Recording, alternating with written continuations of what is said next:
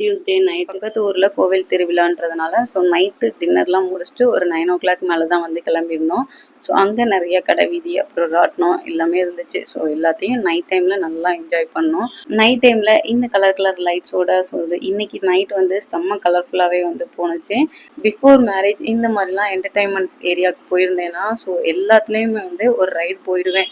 So எதையுமே வந்து miss பண்ண மாட்டேன். இப்போல்லாம் வந்து எந்த ஒரு ரைடும் வந்து இன்ட்ரெஸ்ட் இல்லை. ஸோ அதனால் எல்லாத்தையும் ஜஸ்ட் லைக் பார்த்துட்டு சூர்யாவை மட்டும் அவனுக்கு பிடிச்ச மாதிரி சின்ன சின்ன ரைட்லாம் வந்து ஸோ ஜாலியாக என்ஜாய் பண்ணிவிட்டு நைட்டு 1 o'clock வீட்டுக்கு வந்தாச்சு.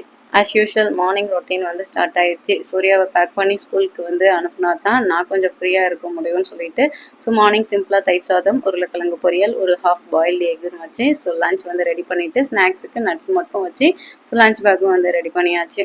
ஆன்லைனில் வாங்கணும்னு நினச்சிருந்த திங்ஸ்லாம் வந்து கடை வீதியில் எனக்கு கிடச்சிருந்துச்சு. அது என்னென்னன்றதை நெக்ஸ்ட் வீடியோவில் ஷேர் பண்ணுறேன். பாய்.